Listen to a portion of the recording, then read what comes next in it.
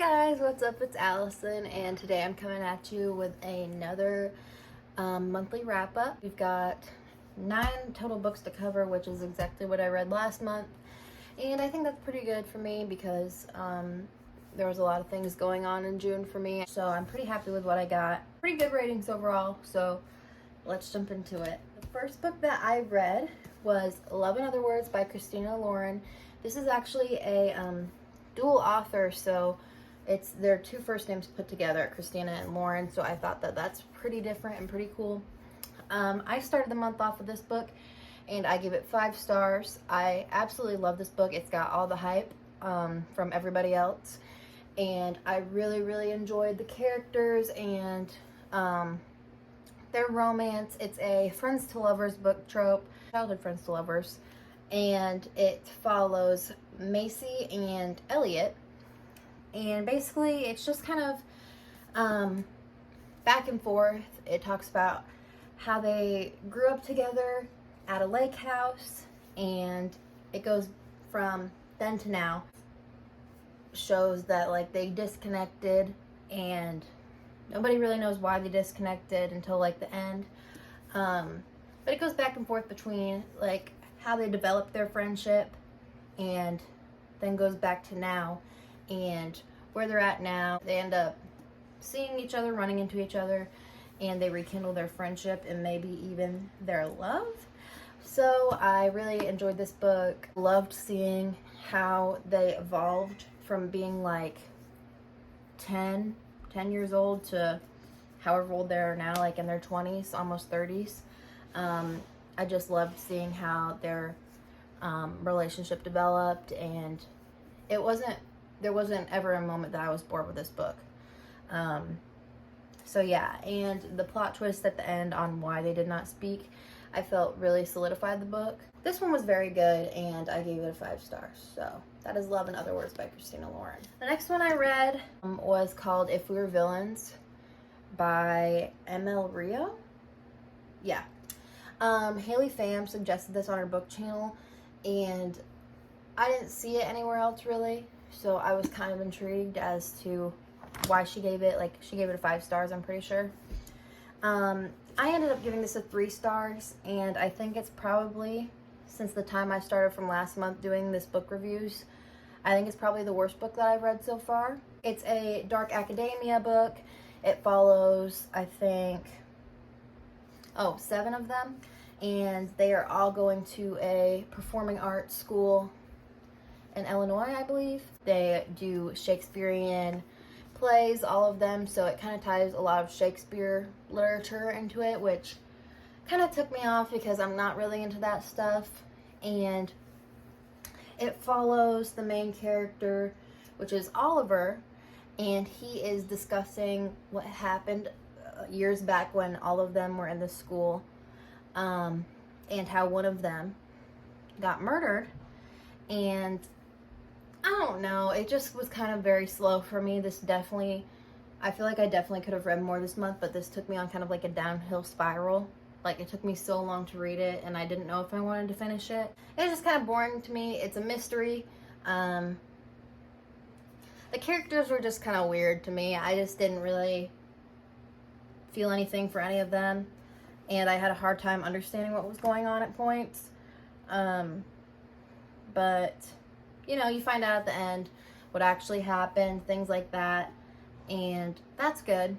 But really, this just really took me a very long time to read, and if I was really interested in it, it wouldn't have taken me that long to read. So I gave this one a 3 stars. The next book that I read, I cranked out, I'm pretty sure, 3 books on my vacation to Colorado, and that is Good Girl Bad Blood by Holly Jackson, and this is the 2nd installment in the Good Girl's Guide to Murder series, which I read the first one last month, and I really enjoyed it. I gave this book a 5 stars, which is the highest ranking I gave out of the whole series, and this is honestly a really good series. Like, it's kind of a break from romance. It does have a romance subplot. This is just kind of like a little YA mystery for you.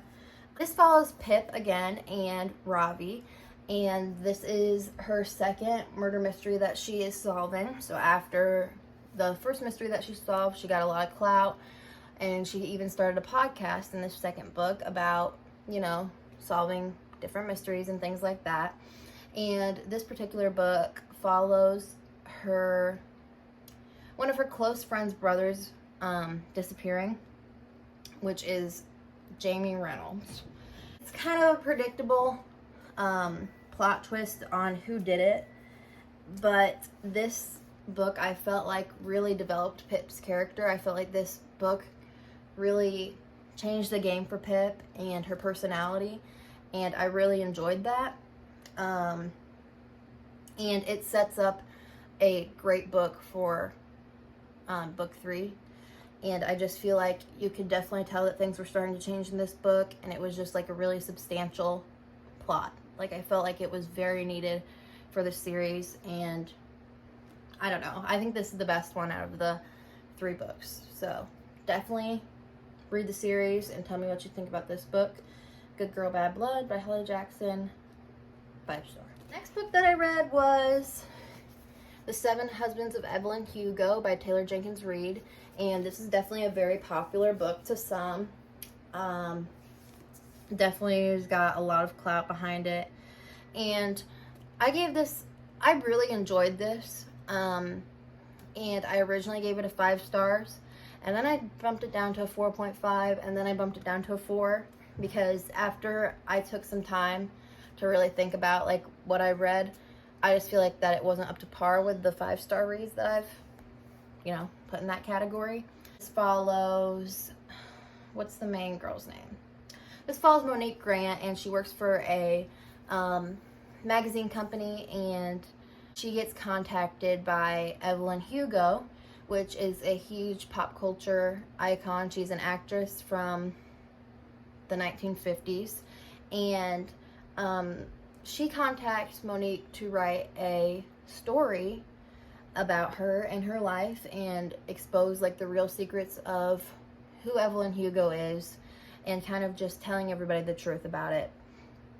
And it talks about obviously her 7 husbands, which you would think that it would get kind of repetitive, but it honestly doesn't. Like, I feel like every husband was there for a reason, and every husband's kind of different, so it takes you, like, the different sections of the book are different husbands, basically. And it talks about, you know, just her real life, who she really was as a person. And all this time, you're kind of wondering, well, why did she pick Monique to write this article? And then, you know, towards the end, there's a little plot twist, and you kind of start to understand why. I liked the change of pace on how this was written. It was an interview style, and it was kind of just Evelyn, like, looking back on her past and what had happened. And I thoroughly enjoyed reading this book. It did take me only like 2 days to read, I believe, and I don't know, I thought it was a solid book. I just gave it a 4 just because there were a couple things that I didn't agree with in the book, and yeah, I mean, it just wasn't up to par with like the 5-star books that I have reviewed. But I know that a lot of people absolutely love this book and give it a 5-star. So I definitely recommend you read this. It's definitely a different pace, and it's just, you know, it's something different. So 7 Husbands of Evelyn Hugo, go check it out. As Good as Dead by Holly Jackson. I gave this book a 4.5, and this is the last installment in the Good Girls Guide to Murder series. I got the last 2 books for my birthday, so I definitely plowed through these. This is a little bit of a thicker book, and it does come in a hardcover, but this basically follows Pip again, obviously, but it's different in the fact that she is investigating a stalker who is stalking herself. So she's not investigating somebody else's problem or somebody else's murder. She's trying to save herself. This book is split up into 2 parts, I believe, and I really, really enjoyed the first part of the book, and I kind of couldn't believe, like, I feel like this book was definitely dragged out a little bit. I felt like the second part of the book was just, a lot of it wasn't very necessary. I just gave this a 4.5 just because it was like kind of a slower pace, but also I didn't like Pip's character development in this book. I really enjoyed her, in the second book, and how she kind of got a little more, you know, fierce and became herself. But in this book, it just became, she just kind of became like a villain in this book, and I just really didn't feel like that's who she was. And that's just what put me off a little bit. But otherwise, I mean, I thought this was a great book. I was really shocked at what happened at some points, and, you know, it definitely wrapped up the series. I also feel like the ending was kind of like, really, like, that's how we're gonna end the book. And that's also why I didn't put it at a 5-star, but it's still a very good book, obviously. I rated it a 4.5, which is obviously still a good rating, so As Good as Dead, Holly Jackson. To my second Colleen Hoover book, and actually the first romance book that I've read by her, which is Ugly Love. And this book definitely gets a lot of hype, and I can see why. I gave it a 5-star, and this literally took me like a day or a day and a half to read.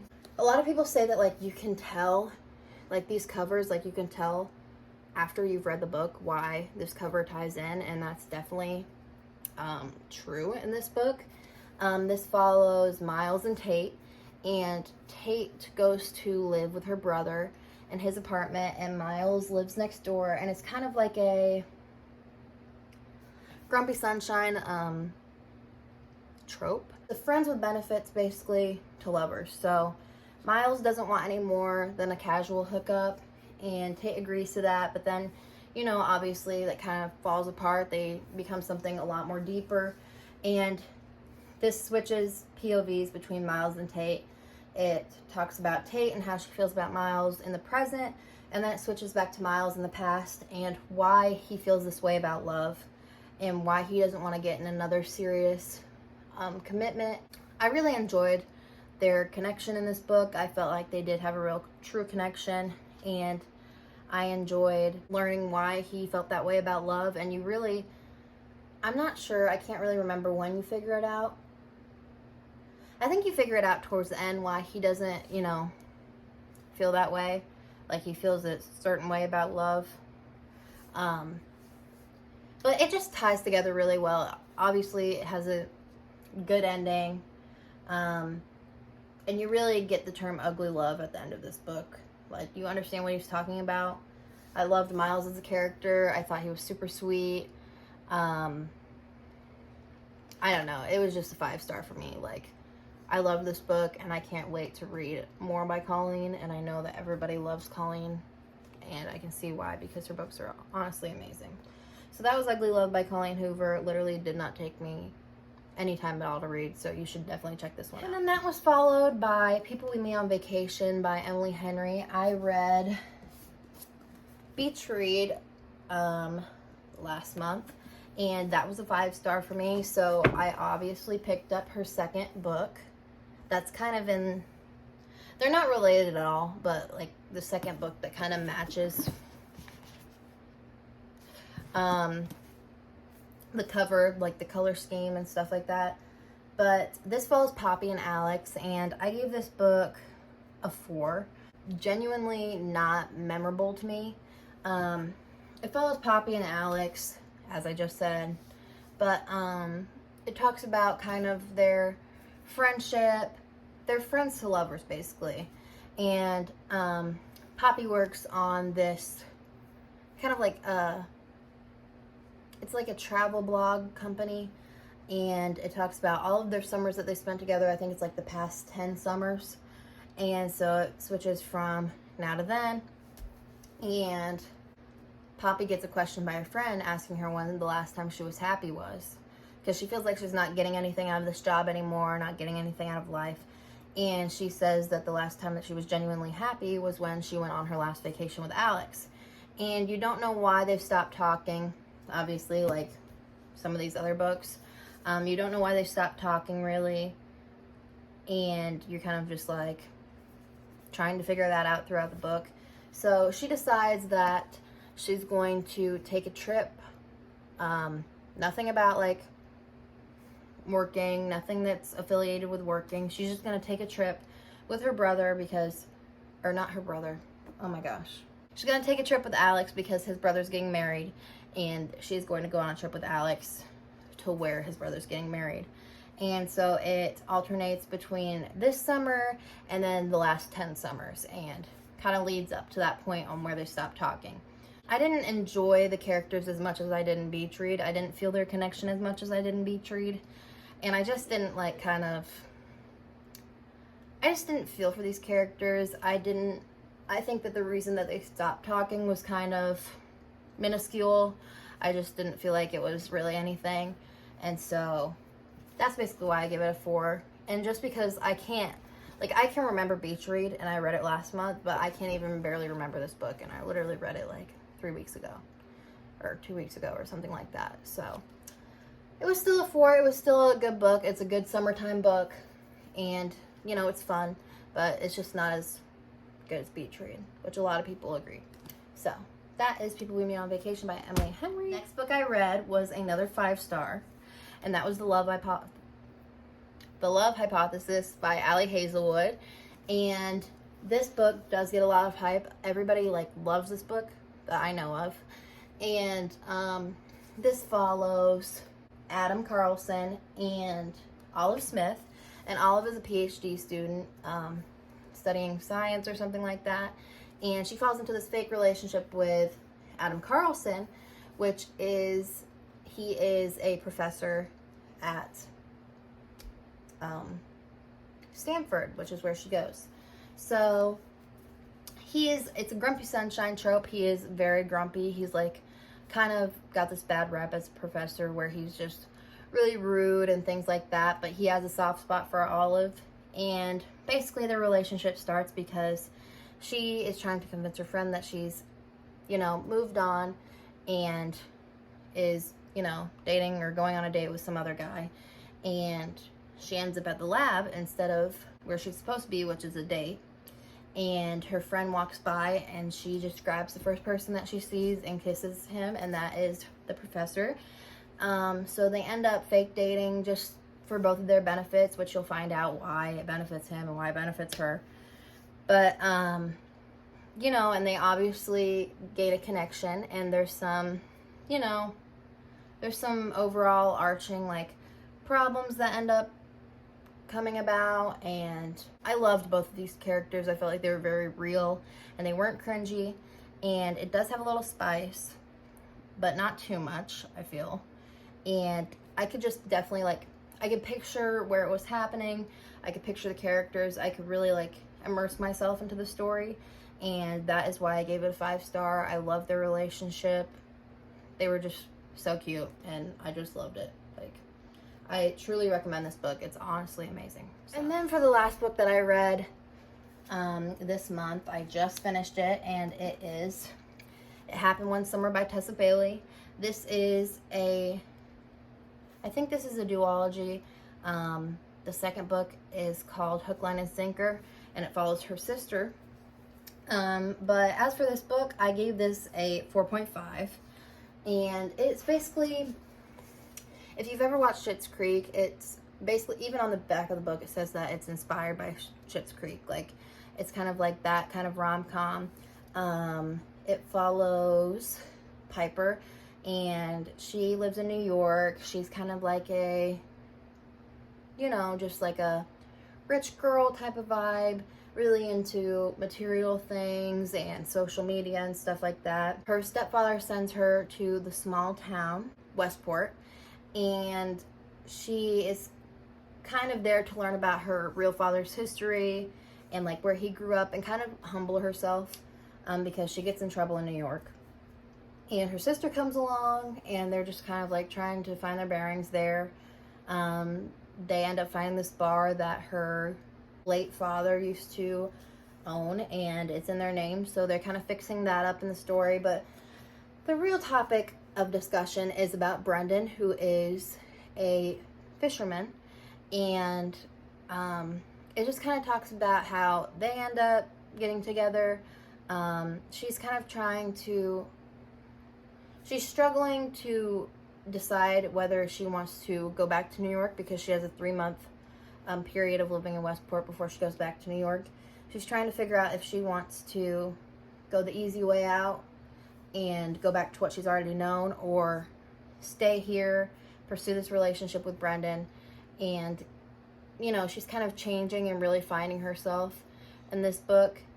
And, you know, she's kind of having some issues with that, trying to figure out who she really is. So she's trying to decide between whether she should go back to her easy life in New York or really stay where she is right now in Westport. And I absolutely love this book. I loved both of the characters. I thought they were funny, and I just loved them both, which is why I gave them a 4.5. But the only reason I knocked 0.5 off was just because I just felt like the spice was too much for me in this book. I felt like at times it was kind of like gross, like, you know, and there was a lot of it, which I didn't expect. And I still recommend this book. Obviously, it's 4.5, and I heard Hook, Line, and Sinker is even better than this one, so I'm very excited to try that out. But yes, please do go check this one out. It's very pretty cover. That is it for me today. I hope you guys enjoyed this book video, and hopefully I can read more next month and give you guys some more recommendations. I think I'm gonna post a July TBR maybe later, once I get that all sorted out. But you know, if you guys want to try any of these books, feel free, obviously, and let me know what you guys think. And if you guys have any other suggestions of what I should try out, leave them in the comments. And that is it for me. So I will see you when I see you guys. And thank you guys so much for watching. And see you guys soon.